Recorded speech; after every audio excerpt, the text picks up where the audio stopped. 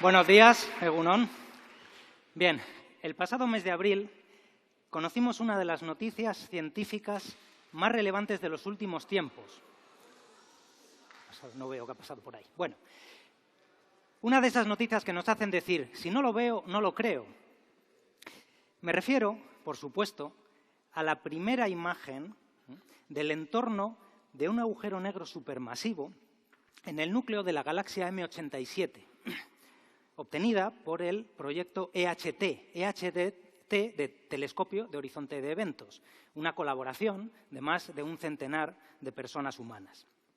Y digo, si no lo veo, no lo creo, cuando en realidad debería decir más bien, si no lo creo, no lo veo. O más precisamente, si no sé lo que es, no lo veo. Y entonces no me importa y me va a parecer un donut desenfocado y voy a hacer un montón de memes y jiji, jaja, ¿vale? Mi propósito en esta charla va a ser haceros ver que esto es un hallazgo, una hazaña científica sin precedentes y, de paso, pues intentar que os explote la cabeza. A ver si lo consigo. Bien, alguien que sufrió en sus propias carnes esto de que si no sé lo que es, no lo veo, fue el mismísimo Galileo Galilei. Cuando apuntó hacia Saturno con su telescopio por primera vez, Galileo observó algo muy parecido a esto. Una estrella muy brillante, flanqueada por otras dos, que siempre lo acompañaban. Galileo lo anotó así en su diario y en la parte superior, pero no supo lo que estaba viendo, no comprendía qué era. Era una triple estrella. Sin embargo, unos años después, cuando lo observó, vio que las estrellas que lo flanqueaban se habían convertido como en orejas o asas. No entendía nada. Y, de hecho, nunca entendió qué estaba viendo. Imaginad cómo habría flipado Galileo de haber visto Saturno como nos lo trajo recientemente la sonda Cassini. Bien, al bueno de Galileo le traicionaron dos cosas. La primera, el no tener un entendimiento adecuado del instrumento que estaba usando del telescopio y de la atmósfera que tenía delante y cómo influían en la luz que venía desde Saturno.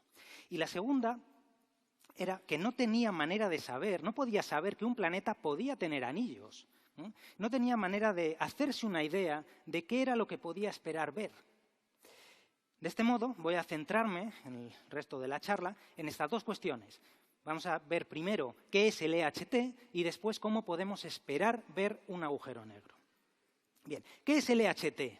EHT son las siglas de Telescopio de Horizonte de Eventos, pero no es un telescopio al uso, sino más bien un conjunto de ellos, un conjunto de radiotelescopios instalados por todo el mundo que observan de manera coordinada, conjuntamente, un mismo objeto. Es un interferómetro. Y un interferómetro es un aparato que aprovecha una cualidad fantástica de la luz, y es el hecho de que la luz interfiere consigo misma. Al pasar a través de una doble rendija y proyectarse en una pantalla a oscuras, observaremos algo parecido a esto. Una serie de franjas luminosas alternadas con franjas oscuras, es decir, un patrón de interferencias.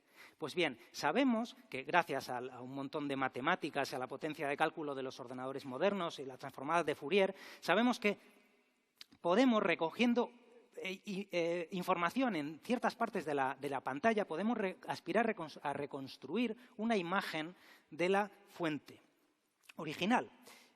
Vamos a ver el interferómetro más sencillo que podemos construir, que es uno formado por dos radiotelescopios separados por cierta distancia que vamos a llamar B y que en astronomía llamamos línea de base. Bien, estos dos telescopios están observando el mismo objeto y la luz del objeto viene de esa dirección y esa línea recta es el frente de onda de la luz. Todos los fotones que fueron emitidos en el mismo instante por el objeto. Y eso llega primero al radiotelescopio A y llega al radiotelescopio B con cierto retraso.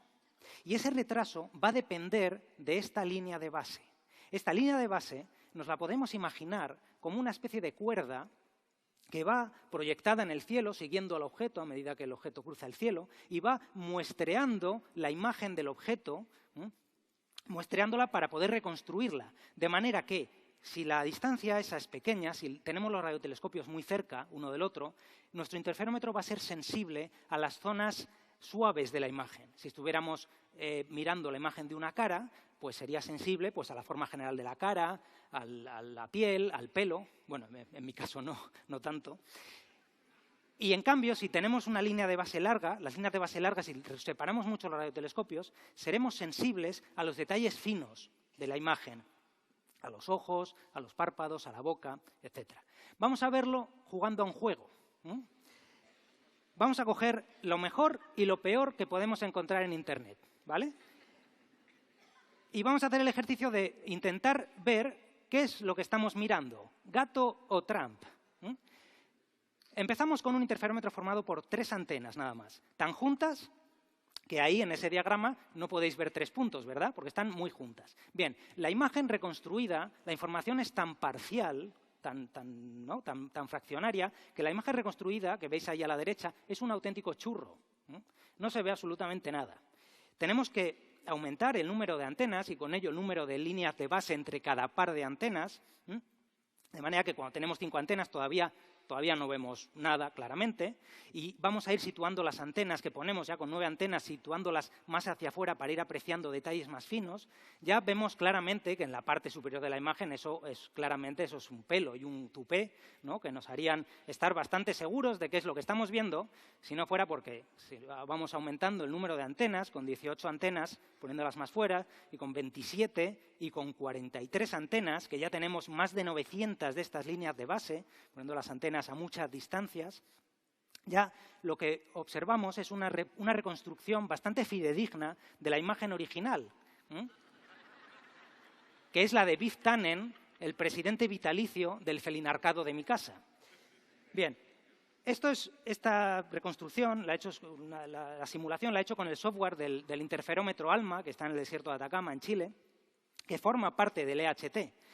En el caso de ALMA, las antenas se pueden separar hasta 16 kilómetros, que es una barbaridad. Pero si queremos aspirar a ver el entorno de un agujero negro, necesitamos ver detalles aún más finos.